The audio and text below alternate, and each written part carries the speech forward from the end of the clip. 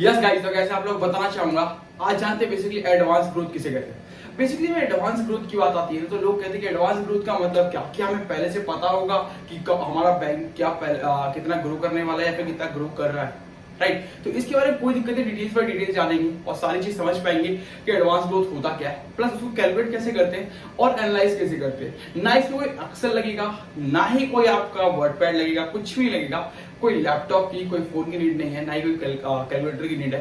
बिल्कुल आसान भाषा में सीखेंगे और जान पाएंगे कि हमें क्या करना चाहिए या फिर हम किस तरीके से ये ओवरव्यू लेके चल पाए कि हमारा बैंकिंग का स्टॉक जो हम सिलेक्ट कर रहे हैं उसमें एडवांस ग्रोथ कितनी है कंपनी की और कितना ग्रोथ होने वाला है। ये हमें ऑलवेज पता चल जाए जब हम अपने रेशियो को देख रहे हो। और इतना आसान कैसे हो सकता है, उसके लिए चैनल स्टार्ट किया था। तो कोई बात नहीं, जानते हैं आसान भाषा में और समझ पाएंगे without any calculation, without any Excel sheet कि एडवांस ग्रोथ कैसे होती है और एडवांस ग्रोथ हम कैसे पता कर पाते हैं किसी बैंक का। कोई दिक्कत नहीं है, चलते हैं व्हाइट बोर्ड पे और जानते हैं एडवांस ग्रोथ होता क्या। देखो, पहला एडवांस ग्रोथ, मान लो एक कंपनी है, उसका 21% का जो है आपको एडवांस ग्रोथ दिख रहा है, राइट। अब आपको एक नंबर दिख रहा है तो आपको लगेगा सर ये 21% दिखा रहा है, इसका मतलब क्या होता है।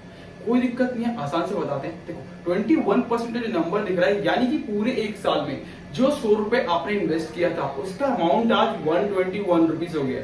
यानी कि 1 अप्रैल से लेकर के 31 मार्च तक जो आपका 100 रुपए था उसका ग्रोथ आज के टाइम पे वो 121 रुपए हो गया है। उसको कहते हैं आपको एडवांस ग्रोथ। नॉर्मल इसका जो कि परिभाषा डेफिनेशन मिला के आप कह सकते हो। अब इसको आसान भाषा में कैसे जाने, देखो मान लो कि एक कंपनी है XYZ, ठीक है। XYZ कंपनी ने 100 रुपए अपना इन्वेस्ट किया हुआ है कहीं पे, तो यानी कि उसका जो अमाउंट है 100 रुपए का वो 21 रुपए होगा। 21% का ग्रोथ दिखा रहा है, तो 21% का यानी कि आने वाले टाइम पे या फिर जो उसने लास्ट ईयर 100 रुपए इन्वेस्ट किया था उसका जो अमाउंट है वो 21% हो गया है। यानी एडवांस ग्रोथ 21 यानी कि 121 रुपीज का हो गया है। 100 रुपए अब 121 रुपए हो गया है, तो वो उसकी एडवांस ग्रोथ है। या डिपेंड करता है बैंक टू बैंक कि कितना हो सकता है। कोई बैंक आपको 14% दिखा रहा हो, कोई 15% दिखा रहा हो।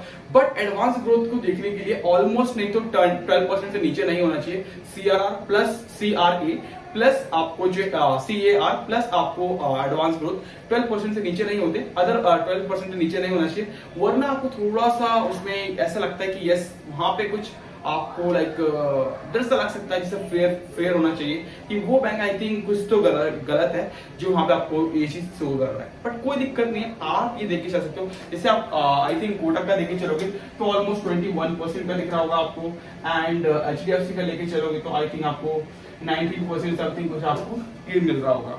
तो ये डिपेंड करता है। प्लस आप उसको कासा को एनालाइज कर सकते हो, फिर NPA, क्योंकि देखो पैसा दिया, पैसे की ग्रोथ अच्छी है, बट पैसा देने के बाद, लोन देने के बाद कितना आप निकाल पा रहे हो सामने वाले से, ये भी डिपेंड करता है। तो NPA नहीं होना चाहिए। प्लस CAR के ऊपर अगली बार वीडियो लेकर के आऊंगा तो उसके ऊपर बता पाऊंगा, अभी तो आप इतना समझ लीजिए।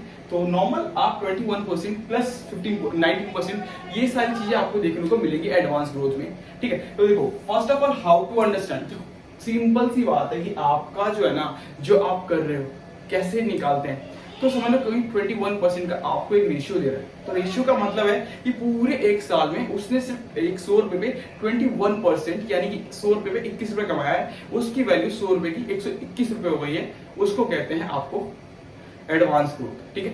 Second thing, how to calculate, कुछ नहीं है, नॉर्मल सा एग्जांपल है कि आप उसका नंबर एनुअल रिपोर्ट देख सकते हो या फिर जो भी क्वार्टरली बेसिस पे रिपोर्ट आई है उसके हिसाब से एनालाइज कर सकते हो। यस, वहां पे जो नंबर दिख रहा होगा उस पे लिखा होगा कि एडवांस ग्रोथ कंपनी की ये चल रही है स्टिल, तो उस ग्रोथ के हिसाब से आप ये मान सकते हो कि जो 100 रुपए इन्वेस्ट किया था कंपनी ने उसका जितना परसेंट लिखा है उतना रुपए हो चुका है। यानी कि 100 रुपए में किसी कंपनी का 112 रुपए हो रहा होगा, कोई 21% दिखा रहा तो 121 रुपए हो रहा होगा, कोई 19% दिखा रहा तो 119 रुपए हो रहा होगा। मतलब वैल्यू के हिसाब से ग्रोथ है कंपनी की, इतना ग्रोथ अभी चल रहा है, इतना ग्रोथ अभी दे रही है कंपनी, राइट।